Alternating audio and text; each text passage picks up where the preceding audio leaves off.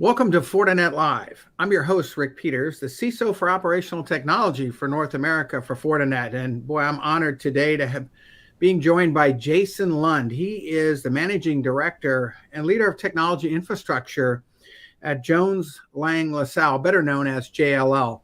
It's really exciting to have you here with us today, Jason. Great to be here with you today, Rick. Thanks.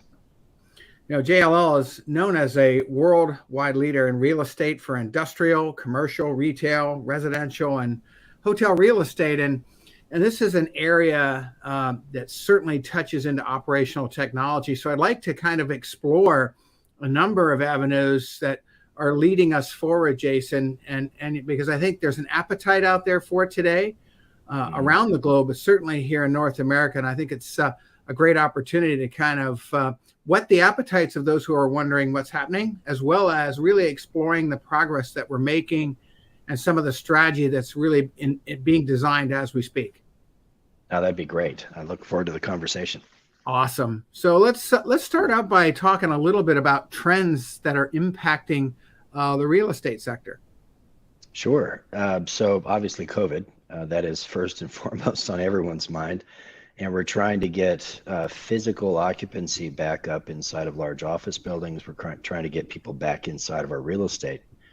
But interestingly, the COVID pressures have pushed hard on the technology pressures. There's a lot more technology out there that's being offered in order to count the number of people inside of buildings, in order to monitor where people go and how much occupancy are in conference rooms versus elevators versus this versus that. And so it's bringing a lot more technological innovation into our buildings, which is good. And we love that. That's definitely what we want. And then right behind COVID was environmental, social, and governance. Everybody's goals around sustainability and cost savings, reducing carbon footprint. And again, we were pursuing technological innovation on that as well.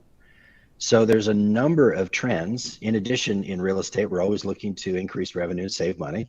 So there's a number of trends in real estate that are pushing forward on technological innovation.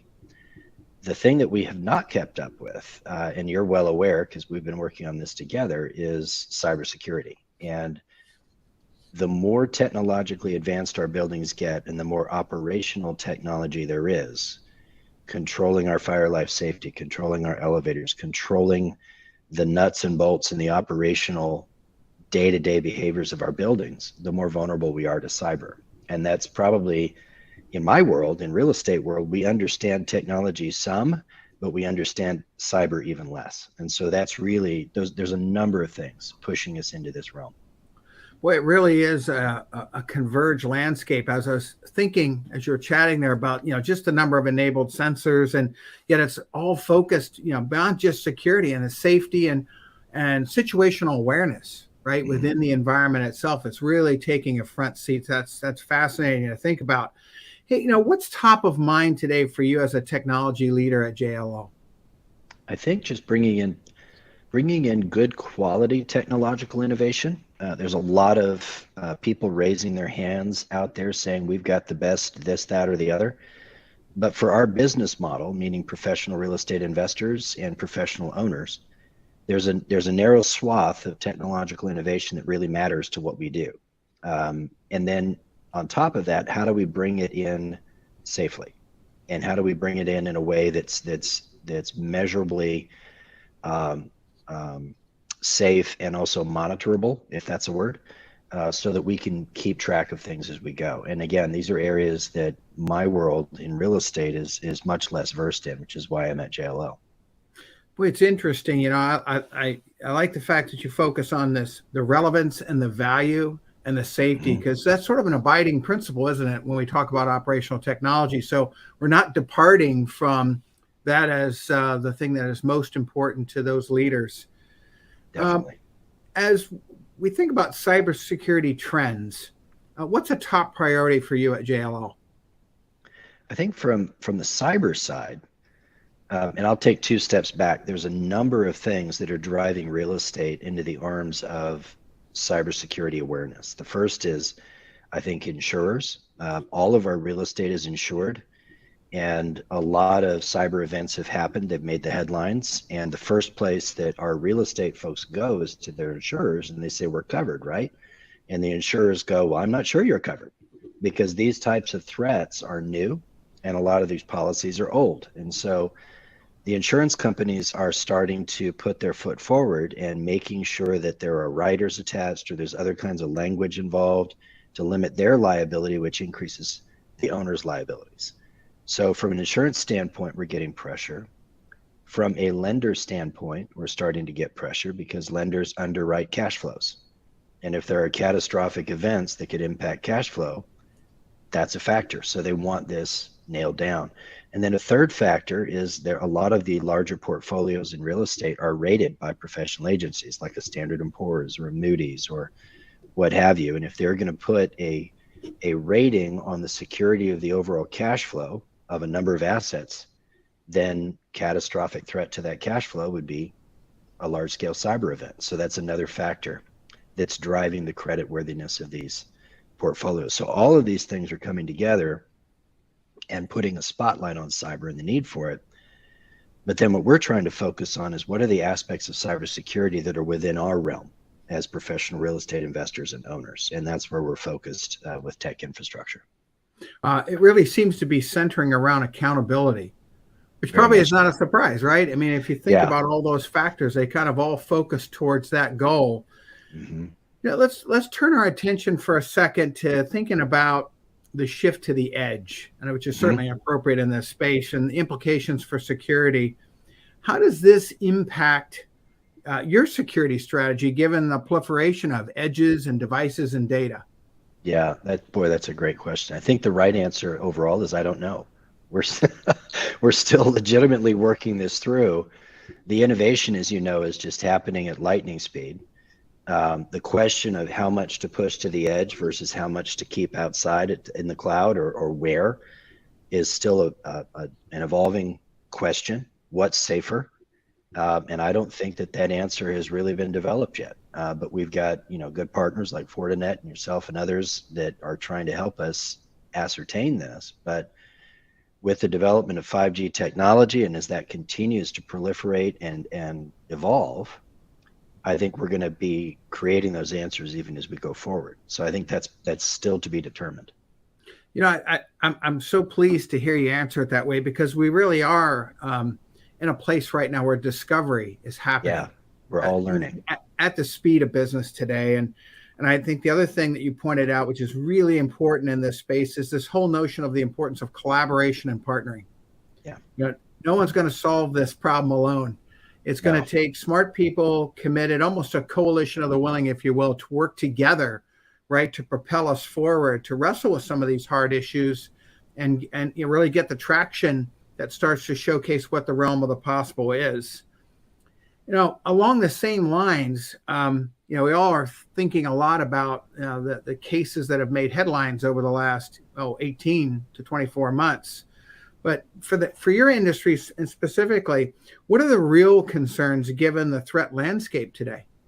Yeah, well, you talk about the ones that have made the headlines. I'm concerned with a lot of ones that haven't.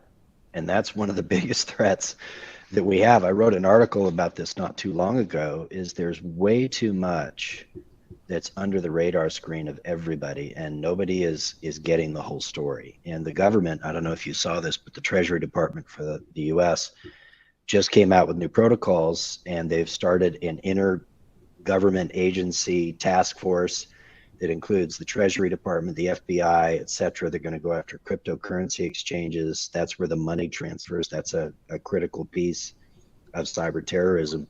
And they're also going to partner with other countries around the world and try to crack down on the people that are attacking. So from that standpoint, I think one of the biggest threats that is in real estate right now is all the different ways that we don't know, all the different ways that we can be impacted.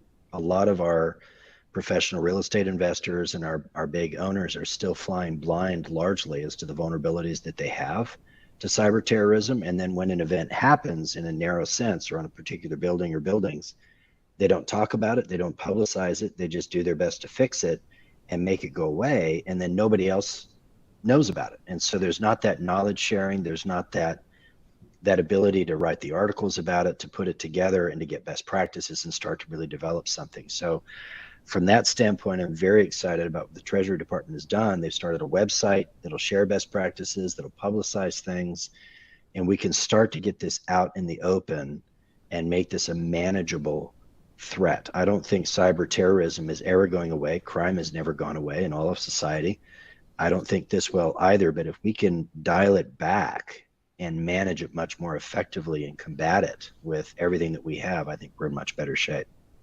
Yeah, it's exciting to hear you say those things because you and I come from similar worlds, and I think we understand the necessity and the value of shared intelligence. Yeah, there's absolutely. so much coming out today from our administration and the governance associated with that's really driving the need to share intelligence to understand the consequence of the failure to do so, right? And it's certainly, we're not spared in this space because again, there's a lot of discovery going on here, and I think it's going to continue to evolve, but I think it's important to recognize, as you illustrated there, the balance.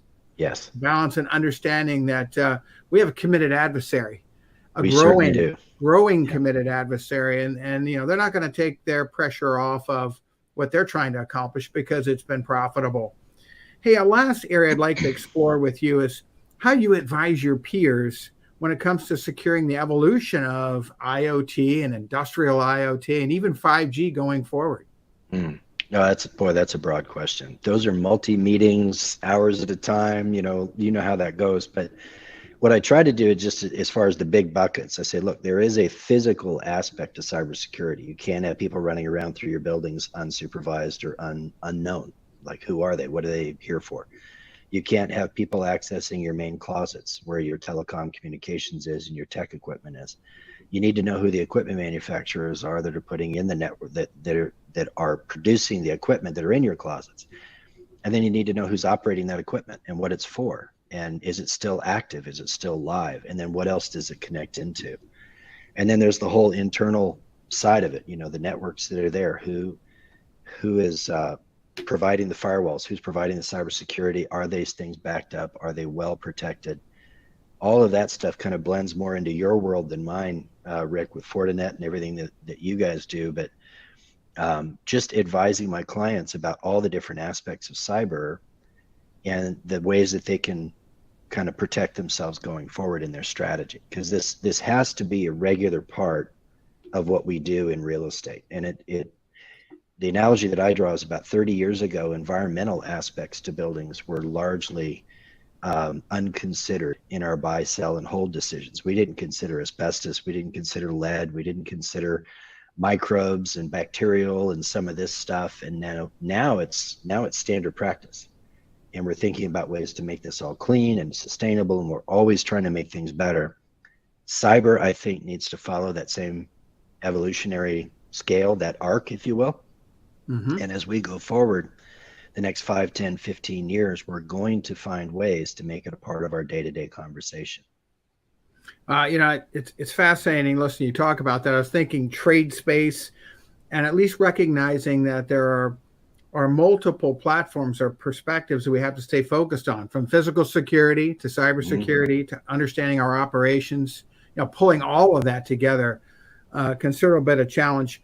Wow, this has been fascinating chatting with you, Jason. I knew it would be, and I want to thank you again for joining us today for Fortinet Live.